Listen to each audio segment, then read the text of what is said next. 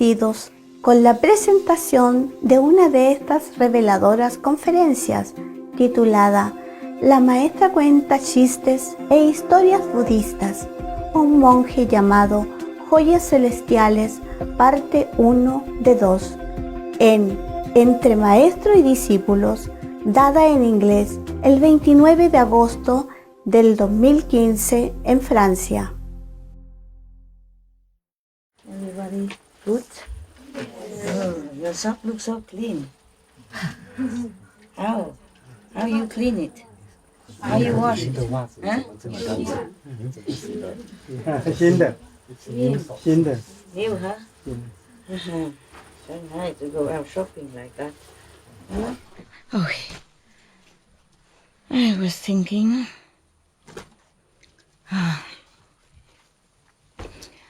You. How many people left today? Huh? How many people left? Don't know? Shelby? No one left? How come it looks so empty over there? It's not? Okay. Something wrong with me? Yeah. Oh, it's funny. Oh, just one second, okay? Before I put it on.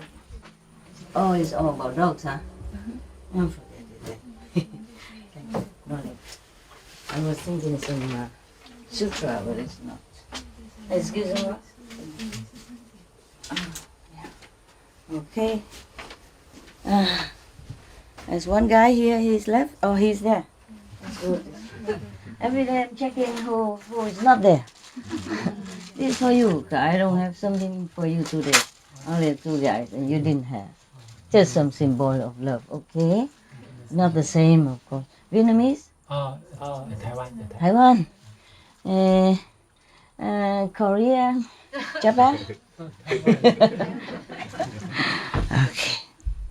Okay, very good. Any problem today? No.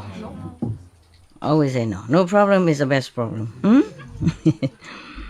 How are you? Everybody good? Feeling happy? Yes. 我有看到你水龙头都弄好了啊，大家有用吗？Everybody use it? Yes. Is it more convenient? Yes. Oh, wonderful. You need your mama.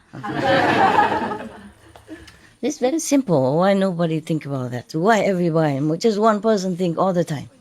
Here is not fair. The system is bad. One person have to think all the time. One person had to do shopping all the time. And one person has to deal with the government all the time. I mean, deal with the paperwork. It's not fair, what you say. Is it fair? No. What shall we do about it? We make them work. They're sitting doing nothing all day. You cook twice a day, right? Still? How come I have only once a day food? Is it one meal or is it 2 meals together? One meal because this afternoon I think, but I have master one meal a day. Okay. One meal, but I pick which one I like. Never mind, it's good. I won't die. Are you hungry? No. Sorry, A lot of food already. Too much. I'm just worried that she gave you only once a day. Even 1 meal a day is a We were lot. thinking, but we don't know what to do. Don't know what to do? How can not know what to do? You're a mother of 2. Yeah, you should take care of me like your baby. Then you know. It's okay. It's a lot of food. A lot of food already. I was just thinking maybe afternoon better food. And I don't have anything. I just have the breakfast food. Yeah. Tomorrow? 2 meal a day, yeah? 2 meals a day? Not sure. No, I'm thinking. Maybe too noisy. Because normally you cook one time, you bring there. Then I don't have to always expect people coming going into my place, yes. So it's good enough, If I die, you know. It's easy to know when somebody die, right? No.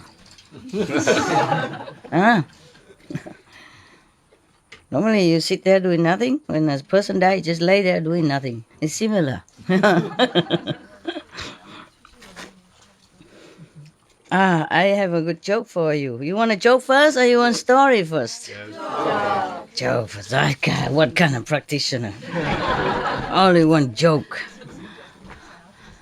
Okay then. This is a very good joke. It sounds similar to... It sounds very similar. Some very similar to our situation at home. Oh, if I can find it.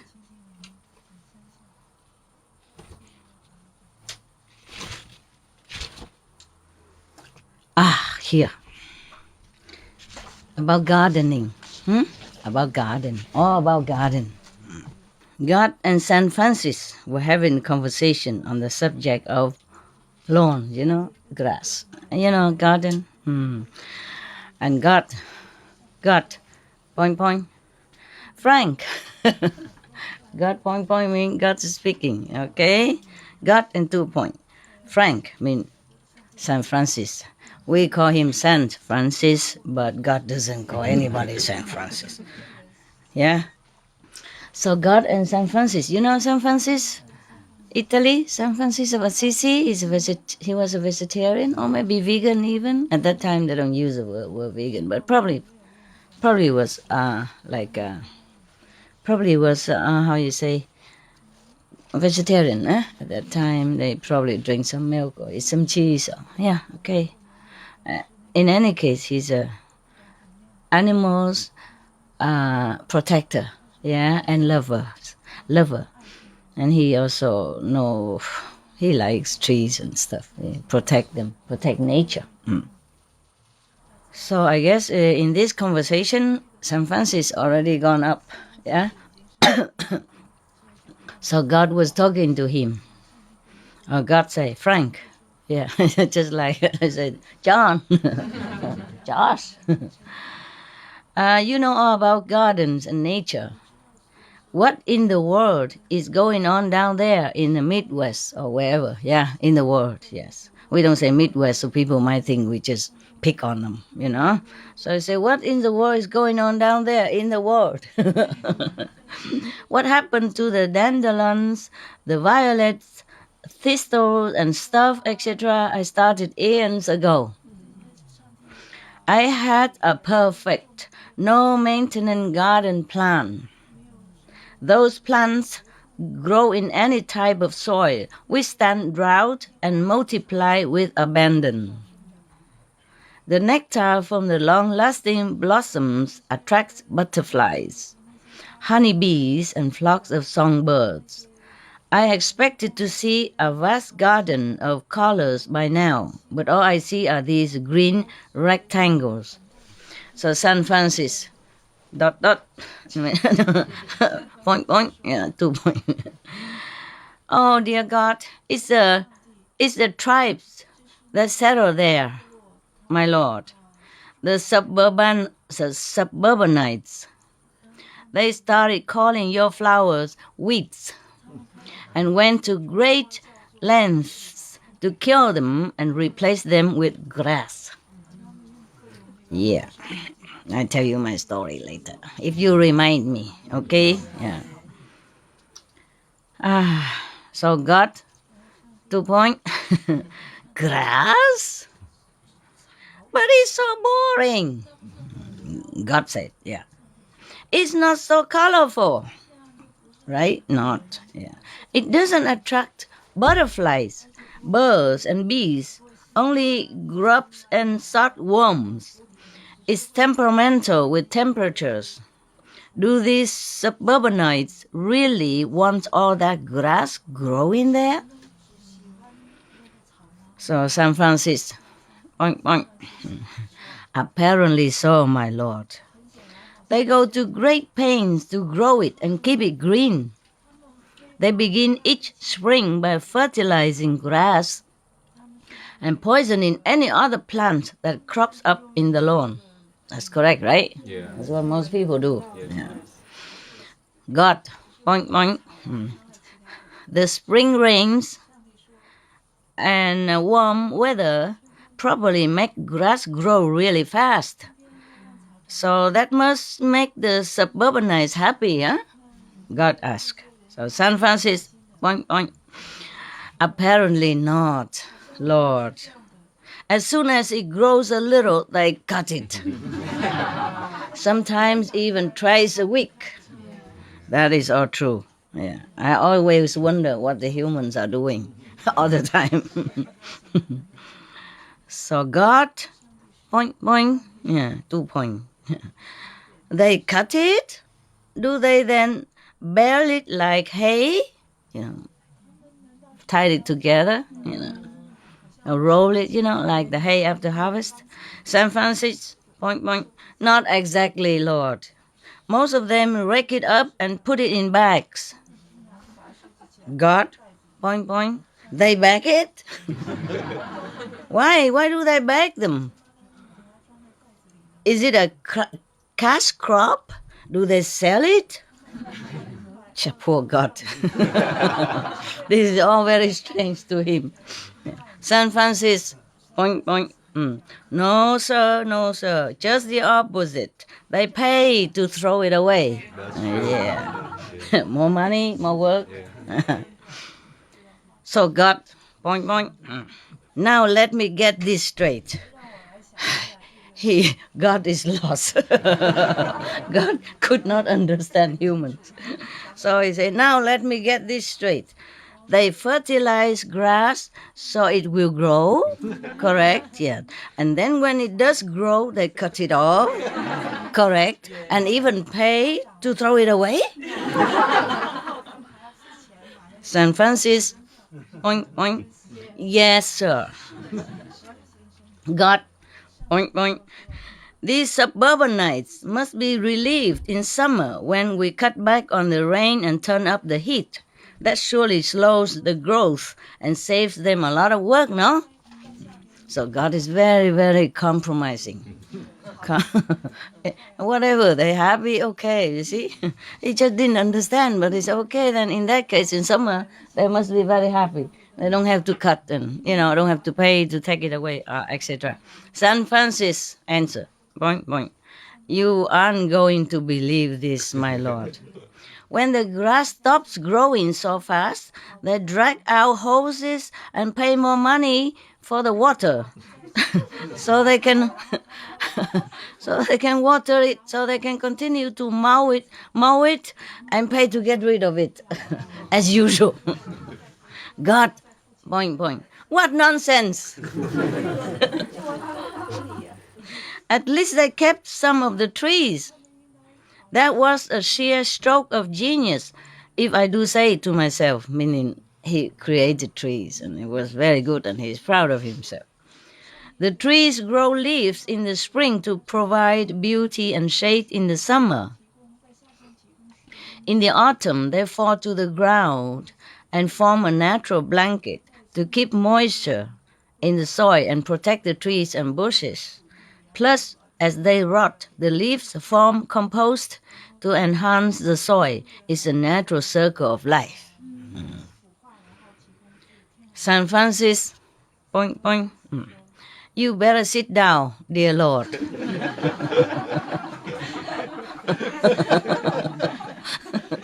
He's going to have some news for God. That God better sit. Poor God. We are so sorry, my Lord. We ignore him. We're so sorry. Okay. The suburbanites have drawn a new circle. As soon as the leaves fall, they rake them into great piles and pay to have them hauled away too. Haul away, right? Yeah, haul away. Hauled away, yes. God, point, point. No. What do they do to protect the shrub and the roots in the winter and to keep the soil moist and loose? Because they rake all the leaves away, so what happened, huh? San Francisco, point, point. After throwing away the leaves, they go out and buy something which they call mulch. They haul it home and spread it around in place of the leaves. More money, more work. Oh. God, point. And where do they get this mulch? Oh, San Francis, point. They cut down the trees and grind them up to make the mulch, dear Lord. God, point. Okay, enough. I don't want to think about this anymore. Saint Catherine, you are in charge of the arts. What movie have they scheduled for us tonight? God want to relax now. It's too much for him. He must watch the movies, to detend, to relax. So Saint Catherine, point. The film tonight is called Dump and Dumber. Dear Lord, it's a really stupid movie about point.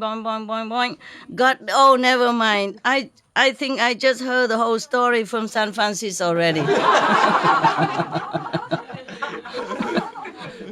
Poor God, can't even watch movies even. It's too much. Yeah.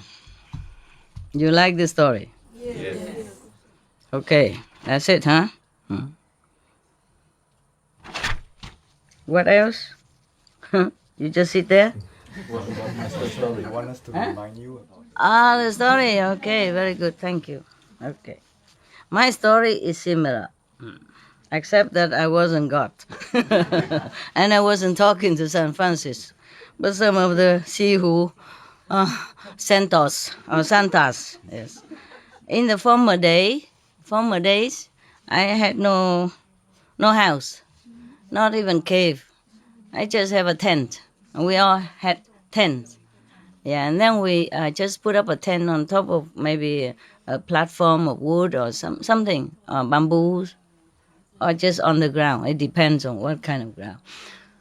So in the beginning, I told you already, the disciple keep growing. They chased me up from all the way down, up to the, from the mango tree, up all the way to the bamboo grove, and then to the International Garden, and then later to the Persimmon Garden. Yeah.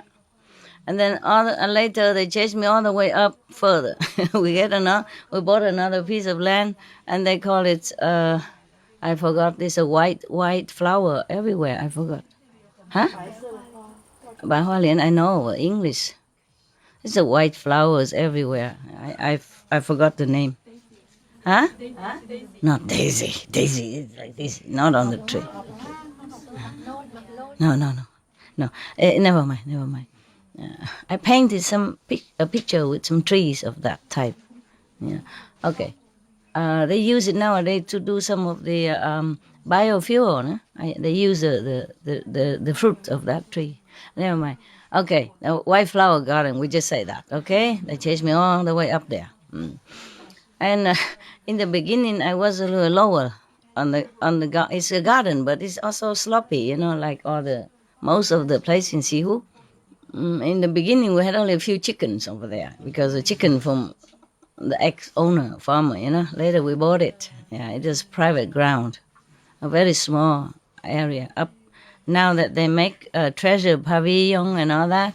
Yeah, and my cave behind that. Okay, beginning I was a lower flat, and then they chased me up again to a little bit higher, and then I put up the tent where it's a little bit slanted down like that. Almost near where the cave is. If from outside looking in, then it's on the left side of the cave at that time. At that time, it's also slanted down like this. And then many weeds are growing beautifully together with trees. It's just a perfect picture. I love it so much. Yeah. When I sit in the tent and look out all these natural weeds, and they grow not too big. They don't obstruct my view. The trees grows big, yes, but the weeds and all that just slow, very low Yeah, and some flowers, some not. But it's just the way it is. It's so perfect. I loved it so much. But I made a mistake. When I talked to the resident, I said, I love my place. All these weeds growing in front of my tent. It's beautiful. Whenever I came back from lecture or something, I sit there, I feel so nice, so relaxed, right in front of my tent. The things grow naturally, beautiful. Okay? They took note of that. The next lecture tour, I went. Some weeks, some months or something later, I came back. No more weeds, nothing. They make it all flat. They dig the ground. They plant grass. Planted grass. Oh, I was beside myself with, you know what, right? With a tiger face. Oh, I cannot bear it. But what to do? It's too late. They destroy it already. They dig the ground, make it flat here, flat there, and it's here like that. Originally, it was just sloping gently, And all the weeds, even it doesn't flower, but the way it's arranged is so beautiful. I can't describe it to you. It's just beautiful. Naturally and beautiful. It's not overgrown, it's not wild, it's just so poetic. So poetic, so beautiful, together with the trees, big trees, small weeds, small grass, little shrubs here and there. Oh, I couldn't wish for a better garden, right in front of my tent. And I told them that when I came back, they destroyed everything. They plant grass, orderly, and some little flower here and there. And what a tiger face I had, but... Too late, I can't say much. And up to now, I still have that picture in my mind, the perfection of nature. And I can only keep that in my heart. Yeah, I say, you don't live there. It's I who have to live there. Whatever, I like it, it's my place.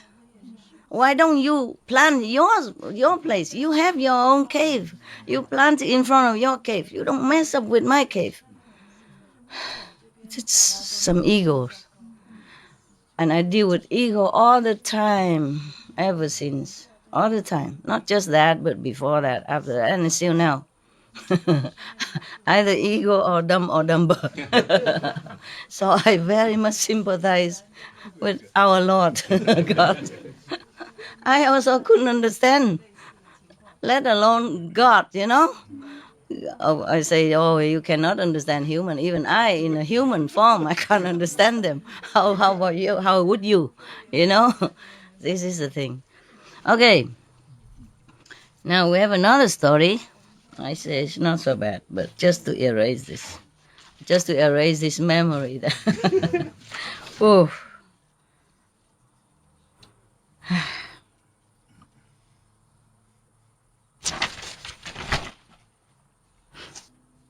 Oh, where was the story? This is a little bit mundane, so I choose some good one, okay?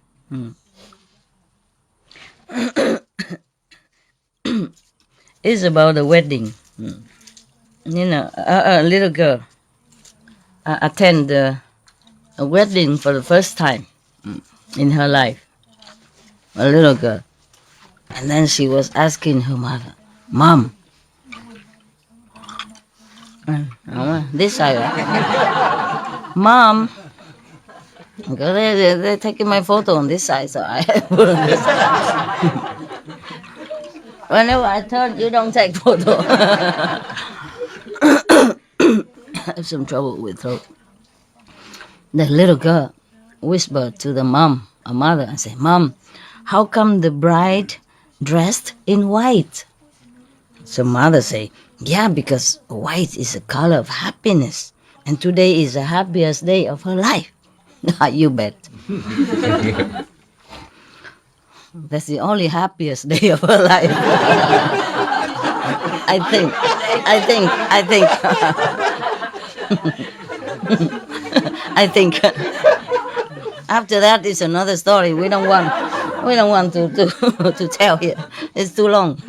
everybody knows already anyway, so it's boring to repeat. Okay. Right, so because today is the happiest day of her life, and white is the color of happiness. So the child thought about this for a while, for a moment, and then asked again, so why is the groom wearing black? I think the groom knew in advance.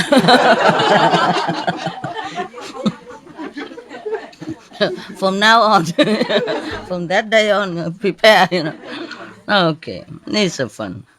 But how come everybody knows? Everybody got married now. Why? Are your marriage happy? Mine was happy. Yeah, I don't mind marrying again. Yeah, because mine was very happy. Yours? Yours? No, sorry. No. Some? Yes, not married. Okay. No, I don't mind to marry again with that husband, not with anybody else. I don't think it will be the same. Okay. The children. This is another story, okay? About children and God.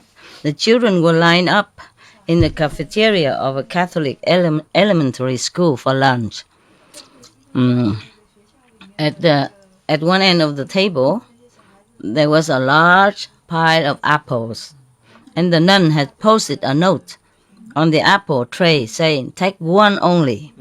Sounds familiar, yeah. Take one only, God is watching. That's a note that she wrote.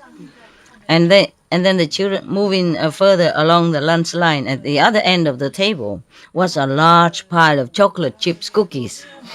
So a little child had written a note or put on there and say, take all you want, God is watching the apples only.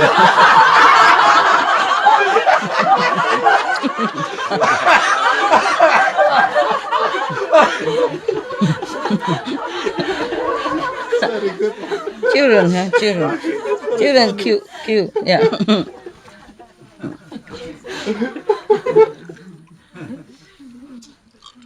And the child, a little boy opened the big family Bible, was reading. He was fascinated as he, turning pages.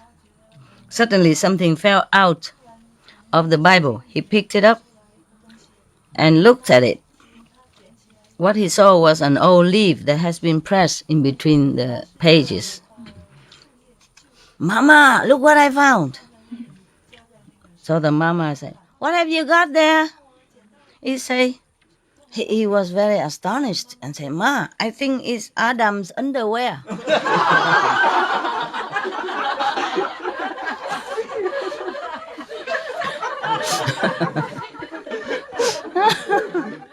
Yeah.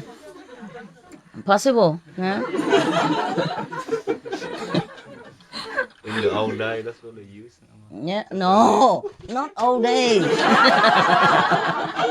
In Adam's time, they don't use anything. Just one leaf to cover where, right? My God. Okay. Yeah. I was thinking to let the three of them sit here. Because when they sit there, they don't see me at all. They hardly see me because they've been out all day. Come here, the three of you. The three pillars. Three pillars of the Zen. We can see you actually, yeah? You can? Really? Yeah. You can sit on the bed. Three of you, if you want. It's okay? Really? Oh, I forgot the candy. Candy back on this side. Okay, there's another story. Saying grace before meals. You know what that means? It's like before you eat, you say, thank you, God, Buddha, Master, whatever, huh? So this is Sunday school. The teacher asked one of the kids, Johnny, now, tell me frankly, do you say prayers before eating? No, sir. Little Johnny replies, I don't have to. And the teacher was surprised. But you should. Why? Why not? He said, oh, my mom is a very good cook.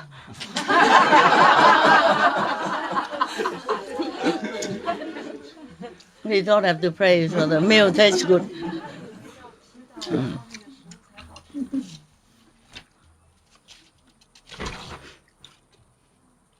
Okay, long story. Oh, maybe next time, huh? We cannot keep joke forever, no? We read our serious story. Because Buddha is watching.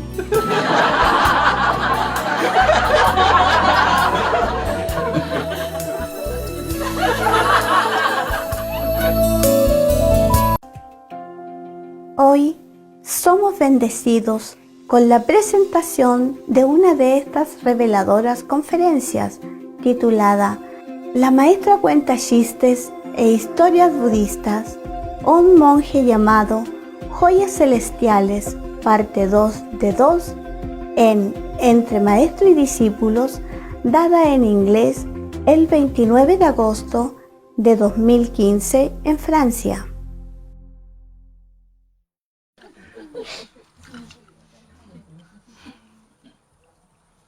Okay. This is a story, not so scary anymore, okay? It's a good story. My God, Buddha reincarnation, huh? Many incarnations, a very scary story, huh? Such a scary and extraordinary sacrifice.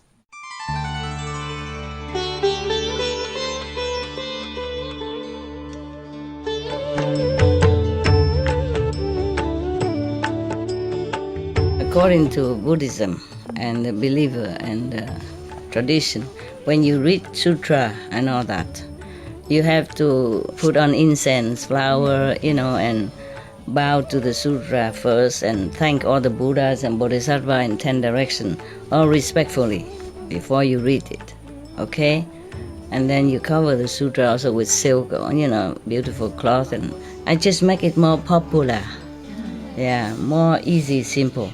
And I apologize to all the Buddha. I say if I done something wrong, according to the tradition, my heart is full of respect. It's just that I cannot always do that. So please, all the sin, whatever I've done wrong, is all on me. At least other people, they hear the names of the Buddha, according to the sutta, they will get benefit. Yes.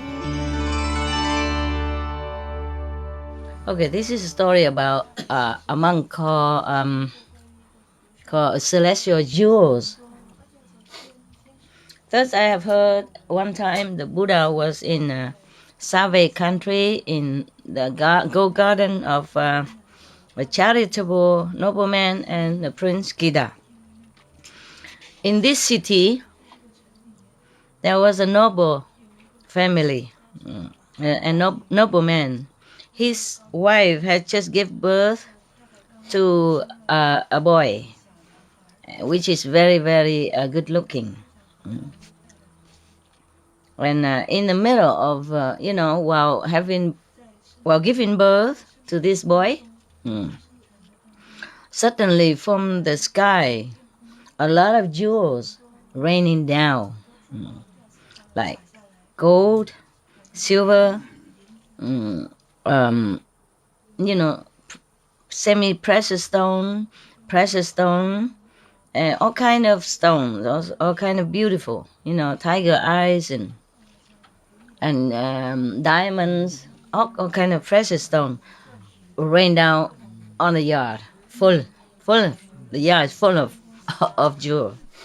Oh, everybody was so excited. The whole village people came to look and help them to pick up all the jewel. I hope they help to pick up the jewel. And everybody praised the parents for such a good, virtuous family that gave birth to a beautiful child and so meritorious. And they said to themselves, this is a rare, truly rare phenomenon. Since times immemorial, we never saw, probably never happened like this. So the parents was perplexed, and worry also, mixed feeling. He was thinking, what kind of omen is this? So they asked the astrologer and the clairvoyant to come to their house and check it out, the astrology of the newborn baby, whether or not he's a good person and whether or not they can make him into a good citizen. So the astrologer said, please bring the boy here, out. Yeah, so the wife brought the child out. He was checking, the clairvoyance, checking, looking, look. Oh, not too bad. And the astrologer said to the parents, noble sir, your son has many good signs of a good gentleman. Like his head is round. Is your head round? If not, just cover it, no problem. His head is round, his nose is straight.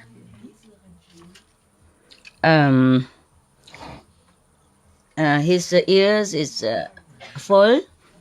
His forehead is square. Yeah. Mine too, huh? And then his feet and his hands are all full, kind of very full, thick and full.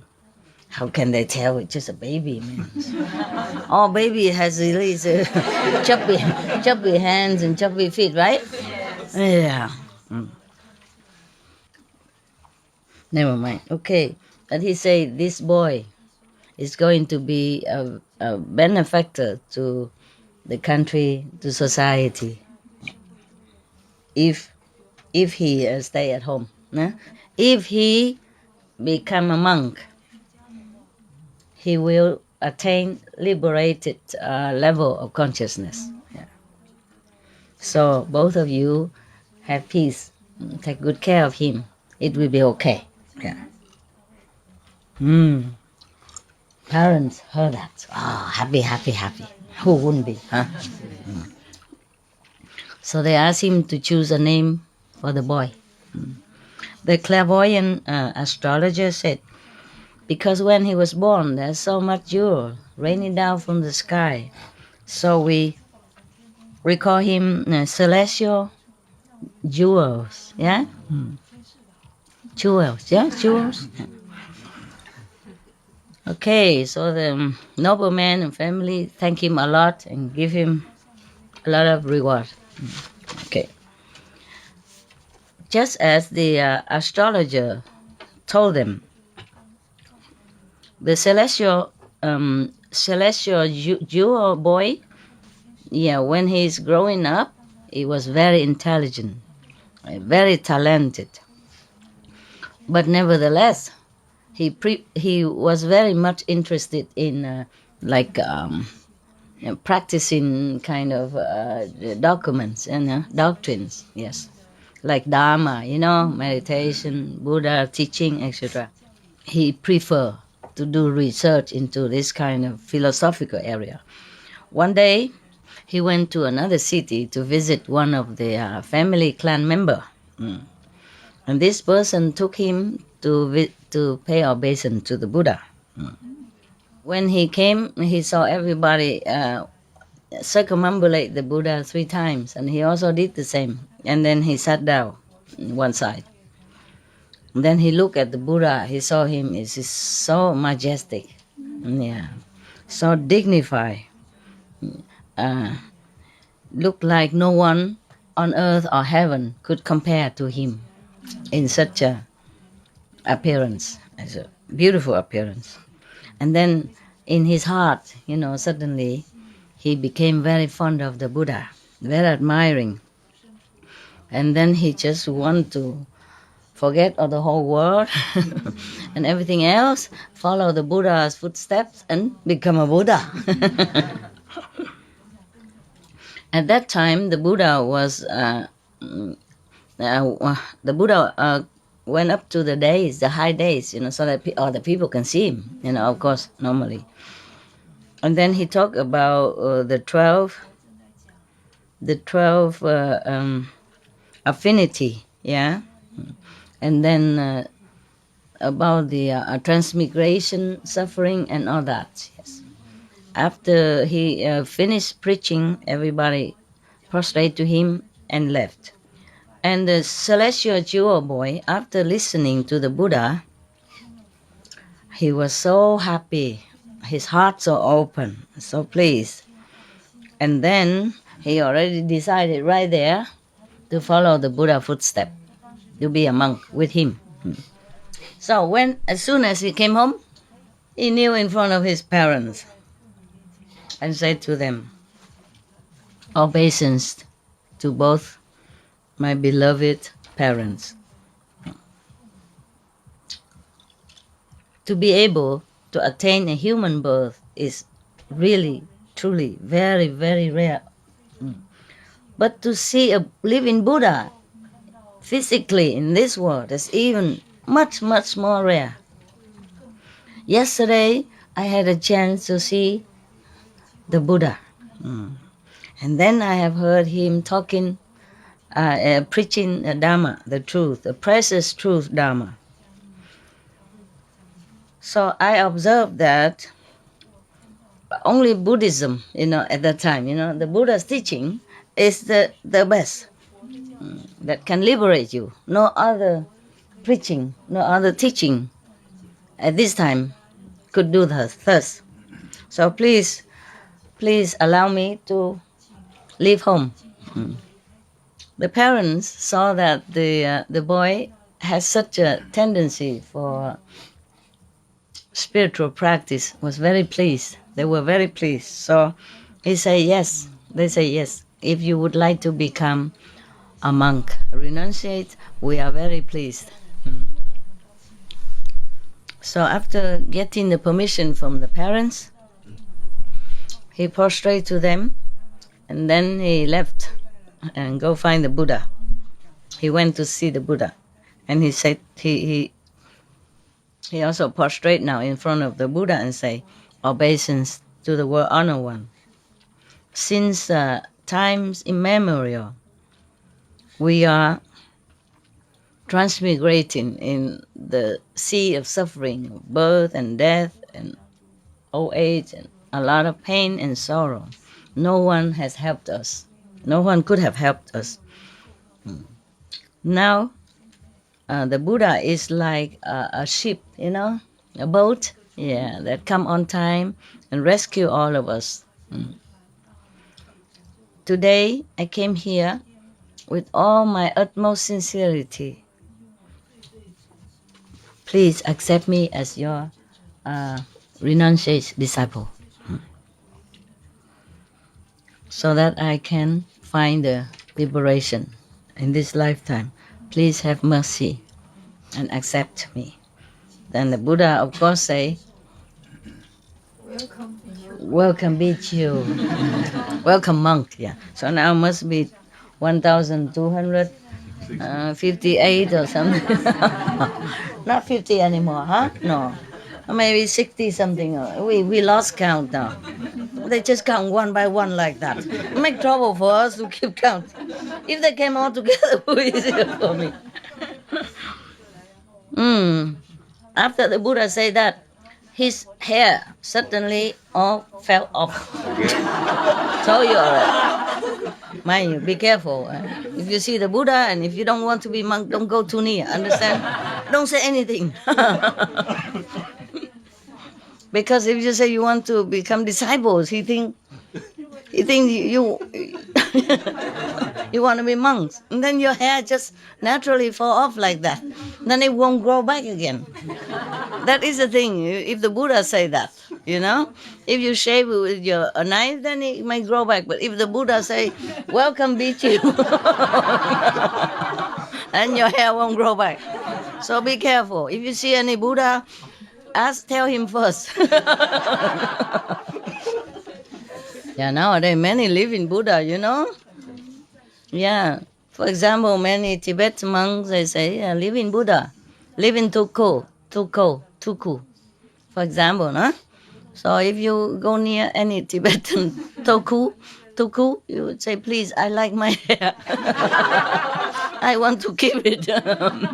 Just in case, If you want to be a disciple from some of these Tibetan living Buddha reverend, yeah, you have to tell him first, I like to study with you. Please, sir, but I like to keep my hair. And my clothes I keep also. Because here, yeah, suddenly all his hair fell off to the ground, and then the clothes that he wore changed into chasa, mean the monks' robe. Yeah. And from then on, he followed the Buddha everywhere. And because he already originally very intelligent, yeah. So it's not very long. He attained Arhat. Oh, you are so good. How do you know? Magical power, huh? Normally, I should give you one of this kind of lecture. A lecture once a month is enough for you to have time to digest and to practice it, But because of many other outside, so I read it all, okay? I read a lot every day. And slowly you go home, you have to check it out again, okay? Assimilate it and truly think about it and bring it into practice. Okay, now we make it fun and happy and joyful. But at home you should seriously consider each lesson, as if the only one before you die. So you have to study it well, yeah? Really, really try to understand it and practice it, okay? Learning from the ancient practitioners and ancient Buddhas, their teaching is still so much valuable. Anytime, these teachings are timeless. Yes, the same with the teaching of Mahavira. Yes, he teach people vegetarian, and same with Jesus. Yeah. Many mention about vegetarian. They edit it all in a later time, maybe, but the Mahavira teaching not. Yeah, in Hindu they don't cut it off. They don't edit it. But even then, Jesus' teaching has helped, countless of beings since the time he appeared until now. After he went back to heaven, his teaching is still valuable, still helping a lot. Yeah. And the same with the great prophet Muhammad, peace be upon him. It's just that it's not everybody studied well and practice it. That's all. And misunderstood or using his teaching for their own personal benefit. That's a different story. Understand? Okay, now. Yeah. So from now, after that, this celestial jewel never had to go back, transmigrating in this three world again. Liberated, yeah. One day when it's a little bit all relaxing and not too much work, Anand, would like to know this background of the celestial jewel. So I came in front of the Buddha and prostrate to him and say, obeisance to the world honored one. Please tell us what kind of good deed, that celestial jewel beat you so in the former life that now, when he first born, he's already have a lot of jewel raining down from the sky for him. And then whatever he like to eat, it will appear in front of him. He didn't even need to go shopping. How convenient. How convenient.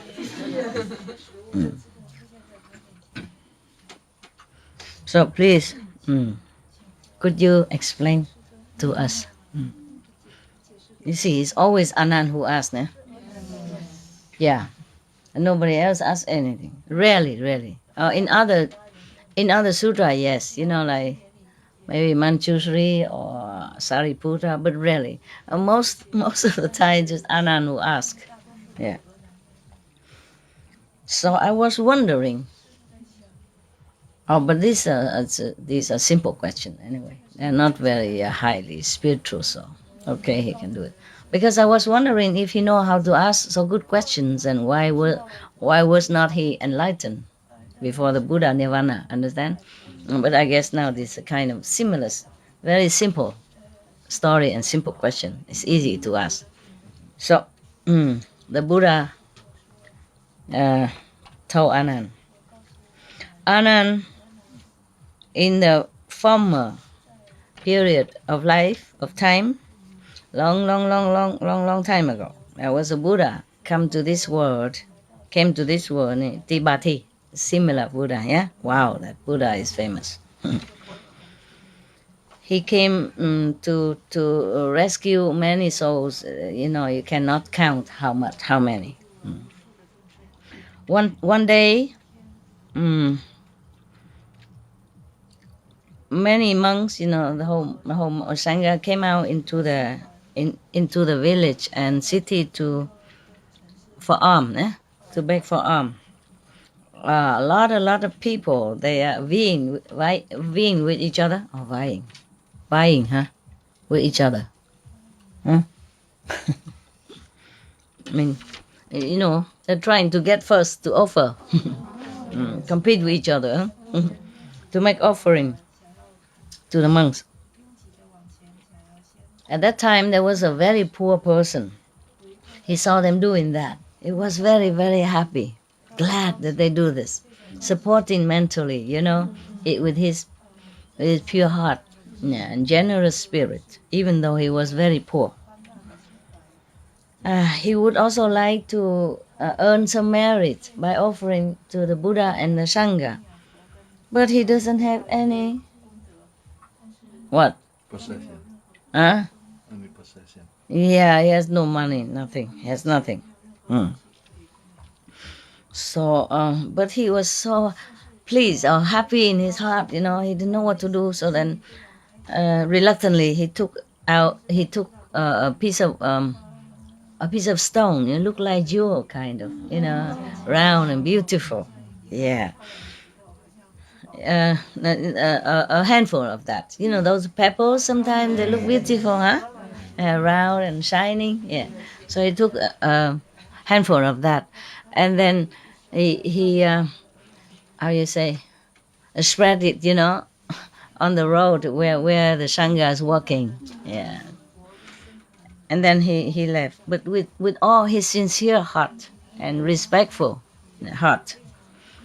And then at that time he said, again, he said, like everybody else before, please give me the blessing so that life after life I will have a long life and born in a noble and rich families. And then also have liberating way of practice, just like all of you reverends. It is always rich and famous first, and then liberating after. Yeah, and that's what he will get, I think. Anand, you should know, the poor person who make offering with the pebbles at that time, with all his heart, have faith in the three jewels, mean the Sangha, the Buddha, the Sangha, and the Dhamma. Yeah, have the utmost faith in the three jewels. Don't get confused with the jewel that he got now. Three jewels mean the Buddha, the Sangha, and the monks. Yeah, okay. They liken in the former time, people liken this is like jewels. You see, so three jewels. That means the three the three pillar of Buddhism. Yeah, the Buddha, the Sangha, and the Dhamma. Yeah. Because of that, it's 91 aeons passed. he has always derived a lot of rewards. Always, wherever he's born, always very have peace and richness, and everything he needs, he always has. Yeah. And even nowadays, he has good affinity enough to meet me and attain a heart, the liberation. Yes. So at that time, all the people in the assembly, hearing the Buddha first, they all aspire to make more offering. Yeah, and how you say, really appreciate the merit that any offering brings to them. Yeah. And then because of that, many people attain different levels of consciousness at that time. I guess he was not just saying that, but he gave initiation too. Just like whenever I give initiation, different people see different light, different level, like that. Yeah? I don't just talk. Just afterward give initiation. That was before, when I went around the world and do that. Yeah. Okay, so everybody happy, bow to the Buddha and get out. I mean, go home. Okay, huh? All right. Every day one story. Good enough.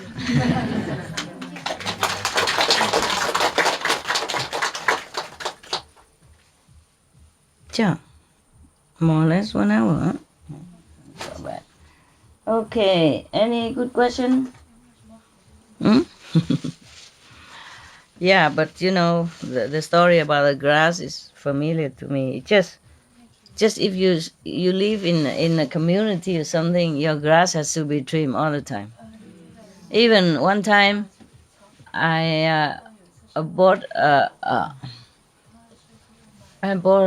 trailer. A trailer. We had 3-4 rooms in it. We made many teleconference in that trailer. So squeezy because room is very small, very small.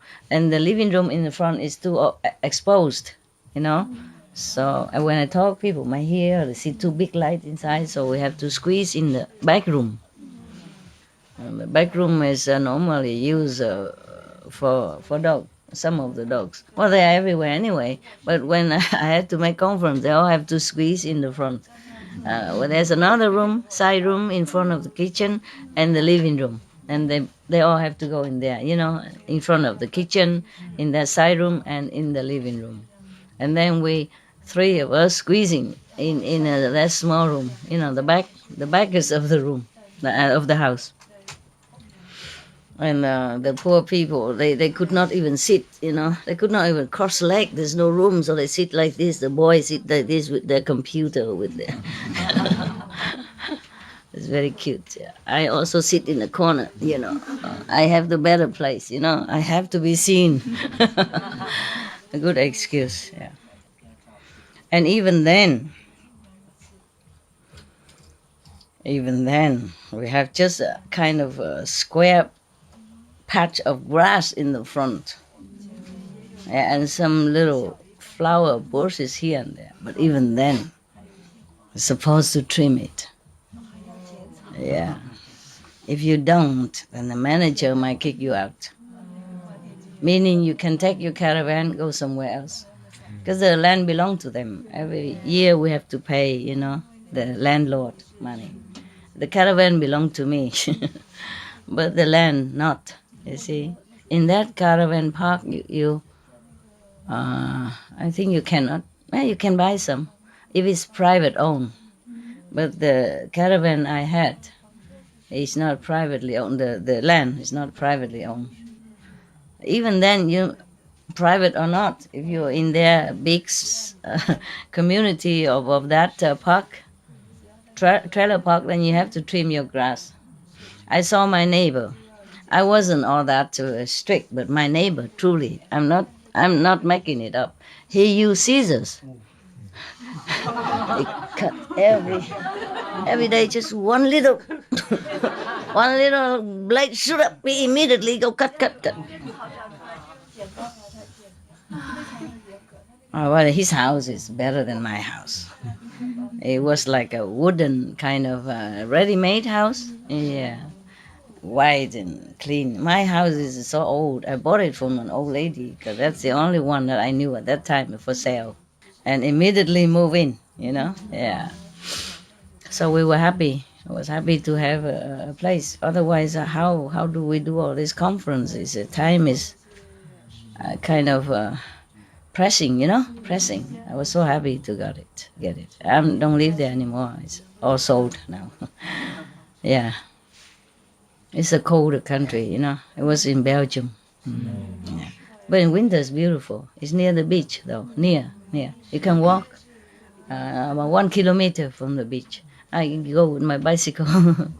I went with my bicycle at that time. Even then, just a patch of grass, not even 1 square meter, just like that, rectangular, just like that. And then he trimmed it. Oh, and then he saw my dog Harley. After he pee, he scratched grass trying to cover up. I said, "What is he doing? Look at what he's doing!" Like, wow. I said, "I'm sorry," like a big crime, So I'm sorry, my dog. I adopted him. I can't teach him very well. I adopted him when he's too old already. It's very difficult to teach him. Please forgive us. I will cover it back. And tomorrow he dig it up again. And he said, "What he's doing again?" Every day until the neighbors fed up. So he looked the other side, and the dog also looked the other side. Don't care no more. Every time I see the neighbor come out, I humbly try to cover it, and I guess he feels satisfied that I really am scared, that I'm scared of him, and I do this humbly, So he feel not too bad, but if you argue with him, then it would be worse, He might report to the manager or something, yeah. So he feel good that I confess my sin and that I beg for my dog's mercy, and then he's happy. And they were good neighbors. And then I cook curry and all that and bring over to make offering. So, and when I bake some cakes or something, I buy some vegan chocolate and make offering, to the Buddha next door. Then we had very peaceful neighborhood. Not just him, but around the neighbor, eating my cakes, and they're all very peaceful. Lovely, yeah. It's just that over there I cannot have all of you like this. Surely not. Yeah? Yes. But at least life was peaceful. Yeah. Peaceful. Talking about grass. Yeah. We human do many nonsensical things, huh? Work a lot for nothing. Yeah. But you have to. It's a law. Yeah, because if you don't cut your grass and make somebody report and put you in jail even. Yes, it happened. There was, I look on TV long time ago, there was one lady, she's too old. She didn't cut the grass in front of her house or around her house. And the neighbor kept warning her, and then she couldn't do it. She's alone and old, So they reported to the police, and the police really came and put her in jail. Imagine that. Really? And then when he came, but all the kids in the neighborhood, feeling sorry for the lady. So they came there and mowned the lawn for her. So when she came back, it's a happy house, So that after that, the police saw that the grass is mown and clean, tidy, so they let her come home. And she came home to a well-manicured grass. Yeah. My God, imagine. God, do you understand? It's a serious thing. Yeah, it's serious. Whew. Lucky we don't live there, huh? Because my grass are not all that trim, I mean, we trim now and then when the residents feel like to do it. I send them, but sometimes they do, sometimes they don't, sometimes they cut a patch here, a patch there. It look even worse. but at least they don't put me in jail. Oh yeah, what a word, huh? For a piece of grassy garden, you go to jail. It's true, the story, true story. In Germany, it's so much. Germany also? Even if that's our old garden or old home, Yeah. no? If we don't trim the grass and don't trim the trees, and the neighbor get angry, Yeah. they look all the time. Yeah. This is so. I know. Yeah. Some places like that. When I was in Germany, the grass always mown, so it's okay. Yeah. It's okay. Just that, a lot of work, huh? It's nice to have grass, but this is too serious, no? Yeah. Because in such a community, you cannot just have your garden with wheat growing, with different kind of flowers, all that. When I was in San Jose, I own a mountain, a little mountain. And we never had to mow the grass, and all kind of beautiful flowers, wildflower, with even orchid, land orchid. Oh, beautiful. And okay, I don't know what name, different colors, beautiful. And I always walk around and look, and my heart feels so good, so good. But the neighbors make so much trouble, don't let us pass through and all that. So later I had to sell it again. I still remember that place. I love it. That's almost the only mountain that still has tree. Many other mountains are all, nude. They cut it or it's dead. I don't know why. Yeah, my mountain has a big tree. Eucalyptus or all different kind of tree. When I was there, we just use a dry wood to barbecue, to cook every day with that. And we have some caravan and we just live happily. But at that time I was very busy. I always had to go here and there to do lecture. So my time there is always short, always too short. Always too short. I love that place. I love that time. Just a handful of residents, monks and nuns, and cook homemade stuff, and beautiful. And every day we sit around the fire and we eat our food and we talk and we laugh, and it was really beautiful. It's like heaven to me. Yeah, very difficult to find such a place again. That mountain is truly untouched. So the wheat, they grow so beautifully, as if some best garden in the world has done it. But I guess nobody can do as good. They just grow so naturally, so beautiful, and not messy and not overgrown. They're just beautiful. Yeah. I don't have good luck. I really never wanted to leave that place, but I was an American. I don't have visa to stay long, number one. Number two, I had to go lecture everywhere. Every time I left that place, I feel like I left a piece of my heart there. Because it was so beautiful and quiet. Yes. And the neighbor wanted to, if one piece, we have to buy their land and their house down there. But I didn't have that much money at that time. I had to use it to buy another piece of land for the disciples in San Jose also, but the other one, And then also have neighbors' problem with horse and with water and all kind of, and still have now. No more? Better now? They buy it? They bought the land? No, wait, no. No? Just as it is, but it's just better. Ignore it, huh? Better. Okay, good. I cannot keep buying land and then solving problem for you year after year, time after time. I'm really tired. I'm getting old now. Look at all my wrinkles. I don't see much because of the good light.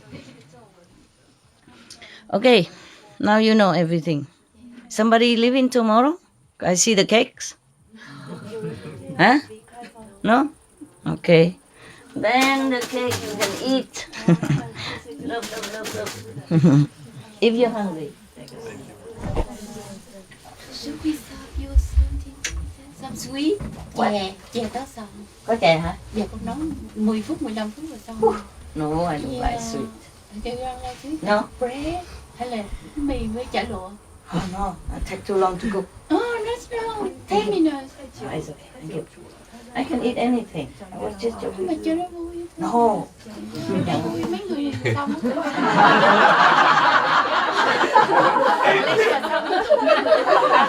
Con làm cho phụ ăn cho vui. Yeah. No, it's okay. Yeah. Because I getting fat too. No, it's not bad. I'm getting fat here only. That's the problem. If I'm fat all over, then it's not bad. But I'm fat just here. I feel it. It's a big difference from the when I was in a mountain. You don't know it. I know. Okay. No matter what you say, I know. I cannot believe you because I know. Yeah. In the mountain, I don't cook a lot. I don't cook good, and so I wasn't that fat. And I feel light, you know. And now I feel light. I'm walking like, you know, easier. And now I walk, feel something. And I'm carrying something. So if one day, today, I was thinking maybe 1 week you cook, but every 2 days a week is good enough. I eat anything with them. Otherwise they're jealous. They think, oh, master, eat something good. We sit and sleep and eat 2 meals a day. And you have to work and only 1 meal a day. Good enough. God, what kind of meal? You know, 1 meal, but what kind? Yeah. Very. Sometimes you cook a lot with the fry and stuff, and then it add on very quickly. And we buy something for you to exercise. You want to exercise? Crazy, you know. You have to go shopping, cooking, eat a lot, and then have to buy something else. It's like the story of the grass. God help! Good for your kidney. How about not cooking the fried stuff anymore? No, also tastes good. Tastes good, that's a problem. Just smaller portions.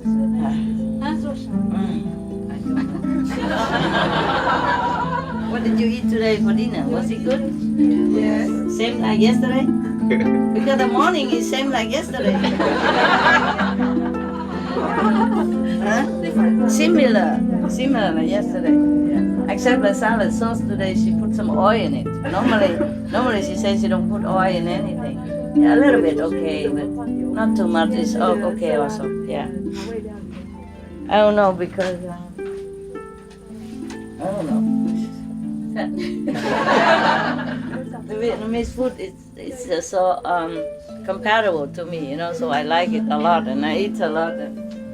Okay. All right then. Thank you very much. Thank you, Master. Thank you for your love. Okay. Tomorrow is no problem. Ciao.